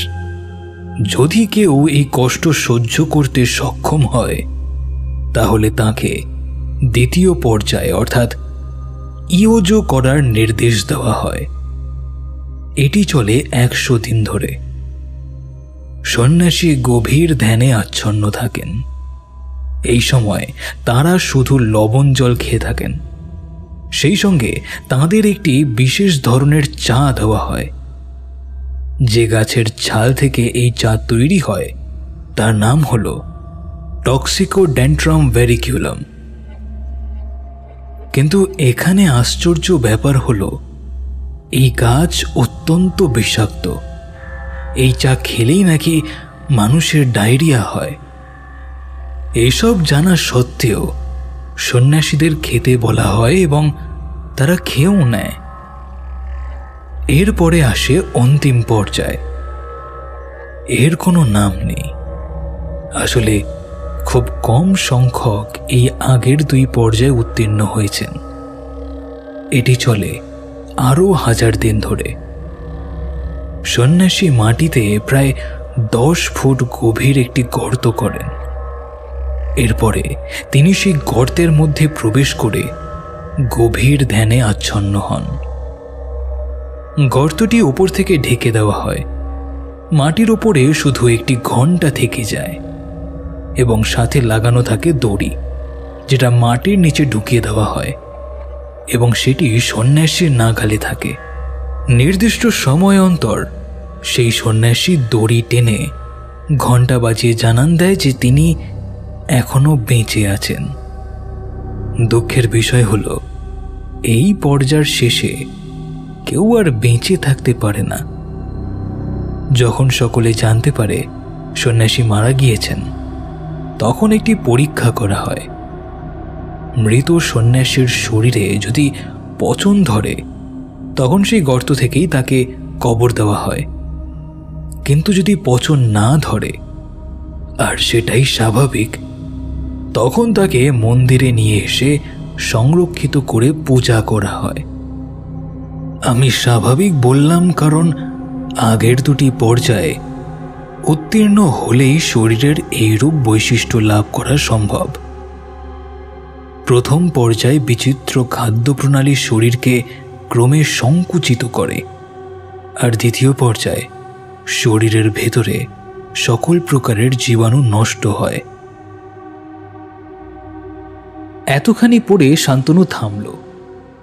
একটা অদ্ভুত অনুভূতি তার মনের ভেতর জায়গা করতে শুরু করেছে। সে জানে না যে এখনো এই ধরনের ধর্মীয় ক্রিয়া কোথাও হয় কিনা। যদি হয় তাহলে একে ভয়ানক এক পাশবিক রীতি বলে সম্বোধন করলেও কম বলা হয়। কত সন্ন্যাসী স্বেচ্ছায় মৃত্যুর পথ বেছে নিয়েছেন, তার একটা হিসেব লেখক হয়তো দিয়েছেন, কিন্তু আসল সংখ্যাটি কি সেটা কেউ জানে না। শান্তনুর 2 চোখ জ্বলছে, তবুও সে পড়তে শুরু করে। কেনজির কাছ থেকে এই গোপন ক্রিয়ার বিষয়ে জানবার পরে মনের ভিতরে একটা প্রশ্নের জন্য বেশ অস্থির লাগছিল। অত্যন্ত গোপন এই রীতি আমার মতো নতুন অচেনা মানুষকে জানানোর পেছনে কি কোনো কারণ আছে? তবে এটা সত্যি যে জীবনে নানান অভিজ্ঞতার সারিতে আজ একটা নতুন তথ্যকে নথিভুক্ত করা গেল, যা আমার কাছে সত্যি সৌভাগ্যের বিষয়। কিন্তু কেনজি আমাকে খুব বেশি চিন্তা করতে দিল না। সে আমার হাত ধরে টেনে তুলল। চলো, তোমাকে মন্দিরের ভেতরে নিয়ে যাই, একটা জিনিস তোমায় দেখাবো। একটা সরু গলি ধরে মূল মন্দিরে যাওয়ার রাস্তা, দুপাশের দেওয়ালে প্রেয়ার হুইল। বৌদ্ধরা এগুলোকে খোর বলে। আমি একদিকে সারি দিয়ে রাখা প্রেয়ার হুইল ঘোরাতে ঘোরাতে এগোতে থাকি। সামনের সুন্দর নকশা করা কাঠের দরজা খুলে যখন আমরা ভেতরে ঢুকি, সেই সময় কেনজি বলল পায়ের জুতো খুলতে এবং আর কোনো কথা না বলতে, এবং আমার মনে যা প্রশ্ন আছে তা সে পরে আলোচনা করবে। কথা মতোই কাজ করলাম। মুখে কুলু পেতে ভেতরে প্রবেশ করতেই সামনের দৃশ্য দেখে স্থির হয়ে দাঁড়িয়ে রইলাম।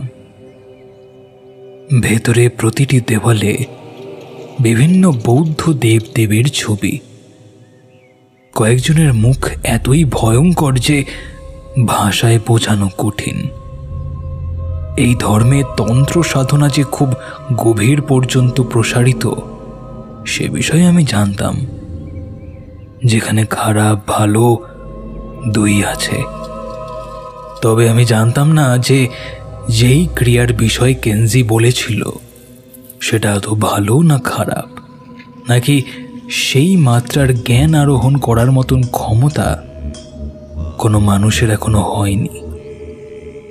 অনেক বৌদ্ধ সন্ন্যাসী মেঝেতে বসে আরাধনা করছে, তার সাথে মৃদু শব্দে ঘরের ভেতরের পরিবেশকে বেশ অলৌকিক করে তুলেছে। ঠিক সেই সময় আমার চোখ পড়ল দূরে একটি বেদির উপর রাখা কাঁচের বাক্সের উপর। আমি এক ধার ধরে মাথা নিচু করে এগিয়ে যাচ্ছি। সামনে ইশারা করছে কেনজি। একটা বসার জায়গা পাওয়া গিয়েছে সেখানে, কিন্তু আমি সেদিকে গেলাম না। আমি গিয়ে পৌঁছলাম সেই কাঁচের কক্ষের কাছে। বেশ বড় সেই কক্ষটি, কিন্তু সেটি কিন্তু খালি ছিল না। তাতে একজন মানুষ বসে আছে, হাঁটু দুটো খাড়া করে পাশাপাশি রেখে দুটো হাত তার ওপর রাখা, মাথাটা হাতের ওপর বিশ্রাম করছে। সারা শরীরে গাঢ় হলুদ রঙের কাপড় জড়ানো। প্রথমবার দেখে ঘাবড়ে গেলেও একভাবে দেখার পর বুঝলাম সে জীবিত নয়, সে মৃত। একরকম মমিতে পরিণত হয়েছে মানুষটি। শরীরে কোনো পচন ধরেনি। আমি দু হাত কাঁচের উপর রেখে নিখুঁতভাবে দেখার চেষ্টা করছিলাম। ঠিক সেই সময় একজন এসে আমাকে পেছন থেকে টানলো। আমি কোনো রকম সংঘাতে না গিয়ে মন্দিরের বাইরে বেরিয়ে আসি। কেনজিও কিছু সময় পরেই বাইরে আসে। আমার চোখ মুখ দেখে কেনজি আমার মনের অবস্থা বুঝতে পারে।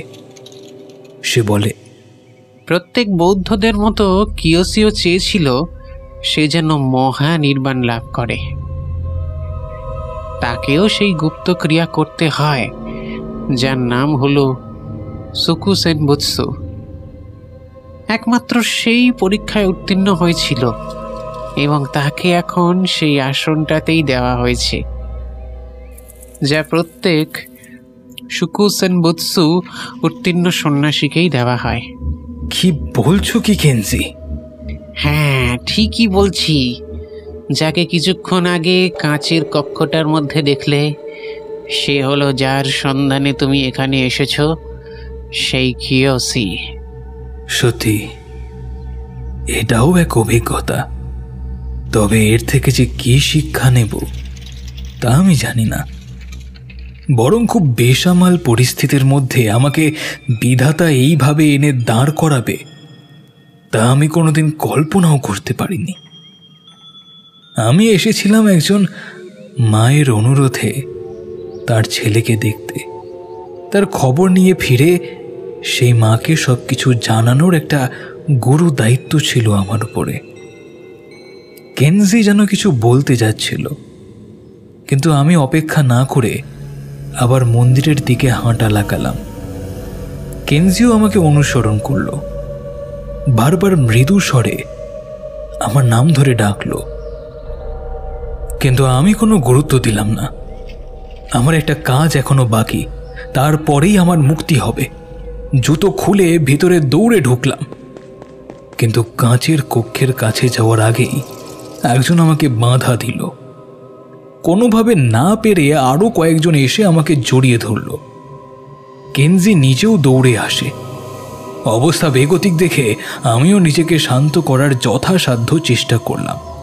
আমি কিছু জানি না, আমি জানতেও চাই না।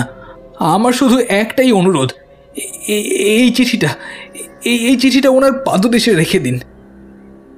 যখন সে কোনো এক সময় সন্তান ছিল, এই চিঠি সেই মায়ের লেখা তার নিজের সন্তানের প্রতি। দয়া করে একটু অনুরোধ করুন, এটাকে আমাকে রাখতে দিন। আমার কথা তারা সকলেই রেখেছিল। চিঠিটা অতীতের কিয়োসি আর বর্তমানে তাদের আরাধ্য দেবতার পায়ের কাছে রেখে দিল। আমি আর সময় নষ্ট না করে ফিরে আসি, তবে কেনজি ফেরেনি। সংসারের মোহ ত্যাগ করে সেখানেই থেকে যায়। কেনজি ভেবেছিল আমাকে বৌদ্ধ ধর্মের এই বিশেষ দিক প্রভাবিত করতে পারবে। অনেক চেষ্টা করেছিল আমাকে আটকানোর, কিন্তু আমি তার কথা মানতে পারিনি। কিন্তু কেনজি আমাকে বারবার সতর্ক করেছিল, বাইরের জগৎকে আমি যেন এই ধর্মীয় ক্রিয়ার বিষয়ে কোনো দিন না জানাই। যদি অমান্য করি তাহলে আমার খুব বড় বিপদ হতে পারে। ভয় পেয়ে গিয়েছিলাম। অজান্তেই কতগুলো সতর্ক দৃষ্টির বাঁধনে নিজেকে বেঁধে ফেলেছিলাম আমি, কিন্তু তবুও আমাকে ফিরতেই হতো। সাকুরা আমার জন্য হয়তো এখনো অপেক্ষা করছে। তাকে কিয়োসির বিষয়ে সবকিছু জানাতে হবে, কিন্তু কি বলবো আর কিভাবেই বা বলবো তাকে, তা আমি জানি না। মিথ্যা কথা আমি বলতে পারি না, তবে এই সত্যিটা বলার জন্য যদি অন্য কোনো পন্থা অবলম্বন করতে হয়, সেই চেষ্টাও আমাকে করতে হবে, এই বিষয়ে আমি নিশ্চিত। কিন্তু সেই একাধিক সতর্ক দৃষ্টি থেকে কিভাবে রক্ষা পাবো তা আমি জানি না। এর থেকে কি মুক্তি পাওয়া আদৌ সম্ভব নাকি তার জন্য আমাকে অন্য কোনো পথ বেছে নিতে হবে। যদি কোনো সহৃদয় পাঠক আমার এই ডায়েরি পড়ে থাকেন, তাহলে তিনি হয়তো আমার এই অবস্থা অনুমান করতে পারবেন। হয়তো আমি আপনার পাশে দাঁড়ানোর জন্য বেঁচে থাকতে পারবো না, তবুও মনের ভেতর থেকে বলছি, আমাকে মাফ করবেন।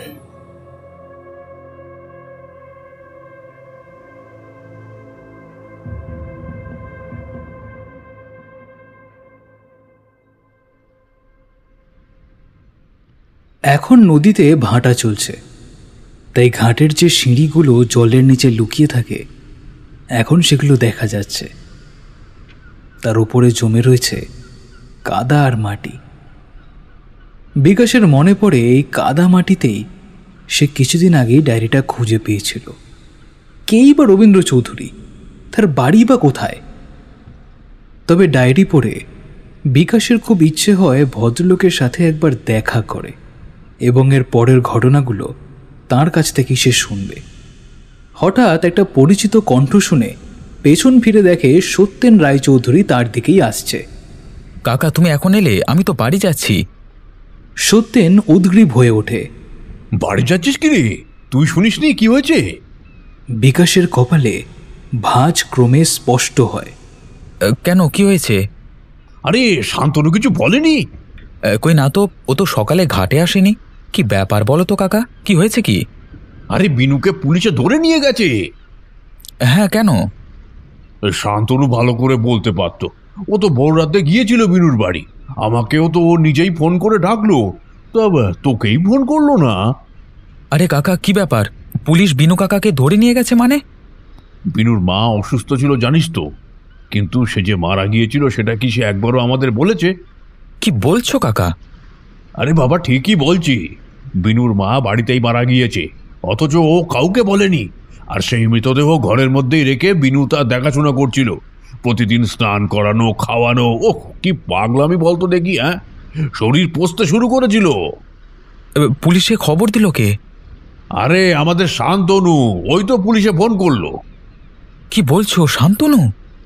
আরে বাবা তাহলে আর বলছিটা কি, কি একটা উদ্ভট কারণে সে মাঝরাতে বিনুর বাড়ি যায়, আর এই সব দেখেই হয়তো সে পুলিশে খবর দিয়েছে। কোনো সুস্থ মানুষ এমন পাগলামো সহ্য করতে পারে, তুই বল? ভদ্রলোক বহুদিনের পরিচিত বন্ধুর বিষয়ে আরও কিছু হয়তো বলতো, কিন্তু বিকাশ তার কথায় যেন কোনো গুরুত্বই দিল না। সে বলল, কিসব শুনছি শান্তনু? সত্যি বিনু কাকাকে পুলিশে ধরে নিয়ে গেছে? শান্তনু উত্তর দেয়, আরে হ্যাঁ রে, ঠিকই শুনেছিস। ওরা সন্দেহ করছে বিনু কাকা তার মাকে খুন করেছে। পোস্টমর্টম রিপোর্ট না পাওয়া পর্যন্ত কিছু হবে বলে তো মনে হয় না। কোনোদিন এটা সম্ভব? হ্যাঁ, সম্ভব নয় আমি জানি। আর একটা মৃতদেহকে এই কদিন ধরে বাড়ির ভেতরে রেখে এইটা কারোর পক্ষে সম্ভব নয়। জানি না কতদিন আগে সে মারা গেছে। ভাই, বিনু কাকার কি হবে রে? জানি না রে, হতে পারে মানসিক হাসপাতালে পাঠিয়ে দেবে। এমন কাজ কোনো সুস্থ মানুষের পক্ষে করা সম্ভব? তুই বল। তুই এখন কোথায়? সত্যেন কাকা বলল তুই নাকি কালকে রাতে বিনু কাকার বাড়ি গিয়েছিলিস। হ্যাঁ, ঠিকই বলেছে। ও ভালো কথা, আমি ডায়েরিটা শেষ করেছি।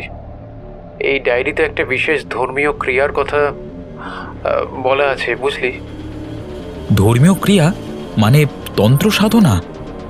হ্যাঁ, অনেকটা সেরকমই, তবে এর নাম হলো শকুসেন বুৎসু। বৌদ্ধ ধর্মে হয় এসব। এই ক্রিয়ার পরে মৃত মানুষটির শরীরের ওই দিনের পর দিন সংরক্ষিত করে তাকে পুজো করা হয়। আমাদের বিনু কাকা ঠিক সেটাই করছিল। শান্তনু, তুই কি বলছিস বুঝতে পারছিস? যে জিনিস নিজের চোখে দেখেছি তাকে অস্বীকার করতে পারি কিভাবে বলতো? রাতে আবার সেই মহিলা কণ্ঠের আওয়াজে জেগে যাই। সে আবার বলে বিনু কাকার খুব বিপদ, ওকে বাঁচাতে হবে। তুই সেদিন বিশ্বাস করিসনি। আমি তোর জায়গায় থাকলে মানতাম না, খুব একটা ভয় পেলাম না। নিজের মনে ভুল ভেবে শুয়ে পড়ি প্রতিবার, কিন্তু অস্বস্তি বোধ তখনও কাটলো না। আবার কিছুক্ষণ পরে শুনলাম সেই গলার শব্দ। সে বলছে, বিনোদকে বাঁচাও, বিনোদকে বাঁচাও। আমি উত্তেজিত হয়ে মাথার কাছে রাখা ডায়েরিটা ছুঁড়ে মারলাম শব্দটার দিকে। কিন্তু কি হলো জানিস? ডায়েরিটা ঘরে খোলা জানলা দিয়ে বাইরে পড়ে গেল। আর ঠিক সেই সময় ঘটনাটা ঘটল। বিকাশ শান্তনুর দীর্ঘশ্বাসের আওয়াজ শুনতে পায়। কি হলো শান্তনু? তোর কি কিছু অসুবিধা হচ্ছে? আরে তোর সঙ্গে দেখা করলে ভালো হতো, কিন্তু আমি তো পারবো না। কেন, কি হয়েছে বলতো? বলবো তার আগে শোন, কাল রাতে কি হলো। হঠাৎ মোবাইলটা বেজে উঠলো, দেখলাম বিনু কাকা ফোন করেছে। ফোন ধরতে মহিলা কণ্ঠস্বর শুনতে পেলাম। সে বলছে, আমাকে মুক্তি দাও, আমি মুক্তি চাই। ও আমাকে বন্দি করে রেখেছে, আমায় বাঁচাও, আমাকে মুক্তি দাও। জিজ্ঞাসা করলাম, হ্যালো, কে আপনাকে বন্দি রেখেছে? নামটা বলুন তার। বিনু কাকা কোথায়? কোনো উত্তর এলো না। ফোনটাও কেটে গেল। দেখ বিকাশ, তুই বিশ্বাস করবি না, আমি এরপরে অনেকবার ঘুমানোর চেষ্টা করেছি, কিন্তু বারবার ঘুম ভেঙে গিয়েছে। সেই মহিলার কাতর আর্তনাদে। ফোন আসছে বারবার। ঘরের তাপমাত্রা ঠান্ডা হয়ে গিয়েছে। মনে হচ্ছিল একটা ঠান্ডা হাত আমাকে ধরে জাগানোর চেষ্টা করছে। অদ্ভুত ব্যাপার কি জানিস, আমি ডায়েরিটাকে আনার কথা প্রায় ভুলেই গিয়েছিলাম, অথচ বিছানা ছেড়ে ওঠার সময় দেখলাম বালিশের পাশেই ডায়েরিটা পড়ে আছে। তুই কি ওই রাতে বিনু কাকার বাড়ি গিয়েছিলিস? হ্যাঁ, গিয়েছিলাম। ভেবেছিলাম কাকার কোনো বিপদ হয়েছে হয়তো, কিন্তু গিয়ে দেখলাম সম্পূর্ণ উল্টো দৃশ্য। একজন মহিলাকে হুইল চেয়ারে বসিয়ে কাকা এই ভোর রাতে বাড়ির উঠোনে ঘোরাচ্ছে। সেই সময় নির্জন রাস্তায় লাইট জ্বলছিল, তাতেই সবকিছু অস্পষ্ট দেখতে পেলাম। কেন জানি না আমি নিশ্চিত হলাম ওই মহিলা আর কেউ না, কাকার মা। খানিক বাদে কাকা তার মায়ের মাথায় হাত বুলিয়ে দিল, কপালে চুমু খেলো, কানের কাছে মুখ এনে খুব ধীরে কি যেন বলছিল। আর সেই সময় আমিও শুনতে পেলাম একজন মহিলার গলা, যেন আমার কাঁধের কাছে মাথা রেখে বলছে, আমাকে বাঁচাও, আমি মুক্তি চাই। ভয় বোধহয় গলা থেকে আওয়াজ বেরিয়ে এসেছিল। কোনো দিকে না তাকিয়ে সাইকেলে উঠে পালাতে যাব, হঠাৎই শুনলাম আমার নাম ধরে ডাকতে ডাকতে কাকা আমার দিকে ছুটে আসছে। তবে তার হাবভাব সুবিধের ছিল না। চোখ মুখ দেখে বুঝলাম ভয়ঙ্কর রেগে আছে। চিৎকার করে ডাকছে, শান্তনু দাঁড়া, যাস না, দাঁড়া। আমি প্যাডেল করতে শুরু করেছি। হঠাৎ একটা ইট ছুটে এলো আমার দিকে, কোনোভাবে পাশ দিয়ে বেরিয়ে গেল। আমারও সংবিত ফিরে এসেছে। কাকার এমন আচরণ আমি আশা করিনি একদম। তাকে সম্মান করলেও এটা যেন একটু বেশি বাড়াবাড়ি করে ফেলেছে। আমি সাইকেল থামিয়ে নিচে নামলাম। কাকা আমার দিকে দৌড়ে আসছে, তার হাতে আরেকটা আতলা ইট। আমি চিৎকার করছিলাম, কাকা কি করছো কি এসব, থামো বলছি। আমার চিৎকার শুনেই হয়তো রাস্তার কুকুরগুলো জেগে উঠে চিৎকার শুরু করলো। কয়েকটা আবার আমার দিকে দৌড়ে এলো। কাকা ইটটা ছুঁড়ে মারতে যাবে এমন সময় পিছন থেকে অচেনা একজন চিৎকার করে ছুটে এলো আমার দিকে। লোকটা অশ্রাব্য ভাষায় গালাগালি দিতে দিতে বিনু কাকাকে তাড়া করলো। আমিও হঠাৎ সাহসটা কুড়িয়ে পেলাম। দেখলাম বিনু কাকা তার নিজের বাড়ির দিকে পালাচ্ছে। আমি আর সেই লোকটা দুজনে মিলে কাকাকে ধাওয়া করতে করতে তার বাড়ির দিকে গিয়েছি। কিন্তু কাকা ততক্ষণে ক্ষিপ্র গতিতে তার মাকে কোলে নিয়ে ঘরের ভেতরে ঢুকে ভিতর থেকে দরজাটা বন্ধ করে দিয়েছে। হুইল চেয়ার তখনও বাইরে পড়ে আছে। এতক্ষণ ধরে শান্তনুর বর্ণনা শুনে বিকাশের গায়ের লোম যেন খাড়া হয়ে গিয়েছিল। সে জিজ্ঞেস করল, তারপর তোরা দরজা ভেঙে ভেতরে ঢুকলি? না, তারপরে আমরা পুলিশে খবর দিলাম। পুলিশ এসে যা করার করলো। লোকটা জানিস একটা মাতাল ছিল, কিন্তু দেখ ও না থাকলে আমি হয়তো আর বাঁচতাম না। তা ভেতরে ঢুকে কি দেখলি? সামনের ঘর ফাঁকা, ভিতরে ঘরে বিভিন্ন পূজার উপকরণ ডাই করে রাখা। ফুল ফলের অধিকাংশ নষ্ট হয়ে গেছে। ঘরের ভিতরে ঠাকুরের সিংহাসন, সামনে যজ্ঞের ব্যবস্থা। হয়তো কিছুদিন আগেই সেখানে যজ্ঞ হয়েছিল। ভিতরের ঘরে ঢুকতে গিয়ে সকলের শির দ্বারা বেয়ে ঠান্ডা স্রোত বয়ে গেল। বিছানায় বসে আছে বিনু কাকা, আর পাশে শুয়ে রাখা তার মায়ের শরীর। তবে সেই শরীরে প্রাণ নেই। মুখ হাঁ করে রাখা, দু চোখ আধ খোলা, কপালে টিপ বানানো, মুখে পাউডার মাখিয়ে রাখা।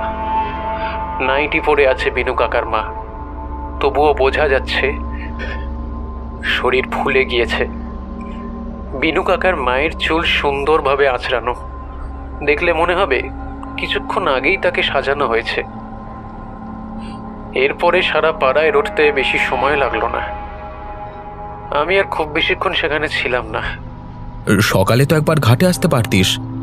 বেশি সময় বাইরে থাকতে পারছি না রে বিকাশ। সবসময় যেন মনে হচ্ছে অনেকগুলো চোখ আমাকে দেখছে। বিশ্বাস কর, এক মুহূর্তের জন্য তাদের নজর এড়িয়ে যেতে পারছি না আমি। অস্থির লাগছে। তুই জানিস ঠিক এমনটাই রবীন্দ্র চৌধুরীর সাথেও হয়েছিল, এখন আমার সাথেও হচ্ছে। এর মানে কি বলতো? কি হলো? কিসের মানে? ভাই, তুই একবার আমার বাড়িতে আসবি, তোকে একটা কাজ দেব, তাড়াতাড়ি আয় না। বিকাশ শান্তনুর বাড়ির উদ্দেশ্যে রওনা হয়। পথে বিনোদ লাহিড়ীর বাড়ি পড়ে। এখন তার সামনে লোকের ভিড় রয়েছে। প্রায় 10 মিনিট পরে বিকাশ শান্তনুর বাড়ি পৌঁছায়। কলিং বেল টেপার মিনিট খানেক পরে শান্তনু দরজা খুলে। বিকাশ ভেতরে ঢুকতে যাবে, শান্তনু বাধা দিয়ে বলে, এখন না, আগে এই কাজটা করে আয়। শান্তনুর হাতে যে লাল মলাটের ডায়েরিটা ছিল সেটা বিকাশ খেয়াল করেনি। সে ডায়েরিটা এগিয়ে দিয়ে বলল, এইটা যেখান থেকে পেয়েছিলাম সেখানেই রেখে আয়, বা পারলে আরও দূরে জ্বালিয়ে ফেলতে পারিস, যা ইচ্ছে কর, কিন্তু কারোর হাতে যেন এটা না পড়ে। ঘটনার আকস্মিকতায় বিকাশ মুখ। বিকাশের মনের অবস্থা বুঝতে পেরে শান্তনু বলে, যা বলছি সেটা কর। এই ডায়েরিটা সুবিধের নয়, এটা হাতে আসার পর থেকেই যত গন্ডগোলের শুরু। দয়া কর ভাই, এই ডায়েরি কোথাও ফেলে আয়, না হলে আমি থাকতে পারছি না।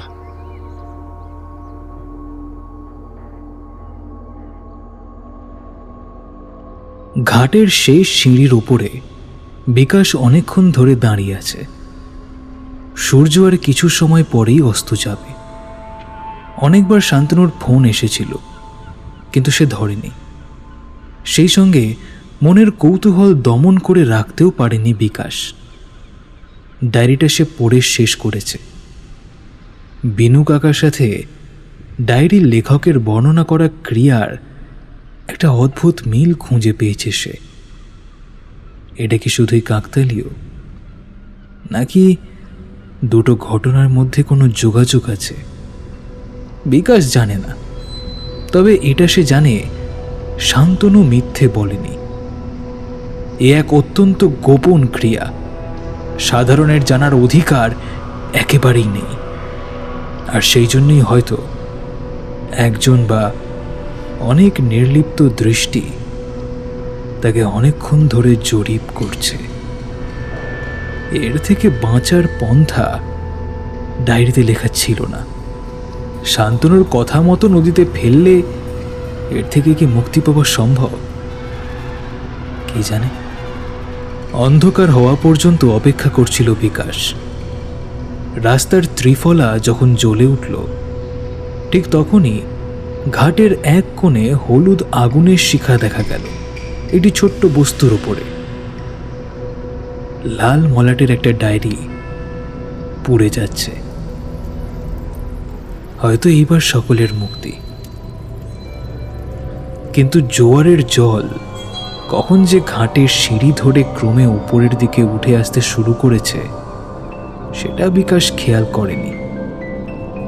যুদ্ধ জয়ের আনন্দ নিয়ে বিকাশ ঘাট থেকে উঠে মূল রাস্তা ধরে হাঁটতে শুরু করলেও মনের ভেতরের সন্দেহটা থেকেই যায় তার। কেউ নিশ্চয়ই তাকে দেখছে, কিন্তু সে তাকে দেখতে পাচ্ছে না। পকেট থেকে মোবাইলটা বের করে কাঁপা কণ্ঠে সে শান্তনুকে জানায়, কাজ শেষ ভাই, আমি আসছি।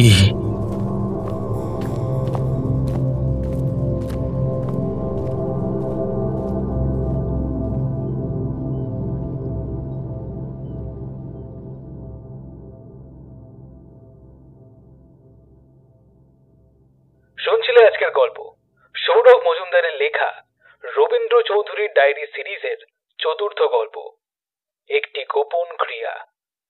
আজকের গল্প পাঠে ছিল পার্থ অরণ্যদেব মুখার্জি, নীল, জয়, শুভদীপ্ত দা, সুপ্রজা এবং আমি আরজি সৃজন। গল্পের স্ক্রিপ্টিং এ ছিল দ্য ইঙ্ক পোর্টাল। শব্দ সংযোজন এবং আবহ সঙ্গীতে ছিল শুভদীপ বটব্যাল এবং প্রিয়াঙ্কা কুণ্ডু। গল্পের পোস্টার ডিজাইনে আর্টিস্টিক 2.0, শব্দগ্রহণ এবং পর্ব পরিচালনায় আমি আরজে সৃজন।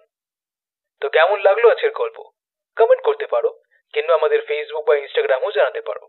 আমার ফেসবুক আইডি এসডি সৃজন আর ইনস্টাগ্রাম হচ্ছে এসডি সৃজন 620।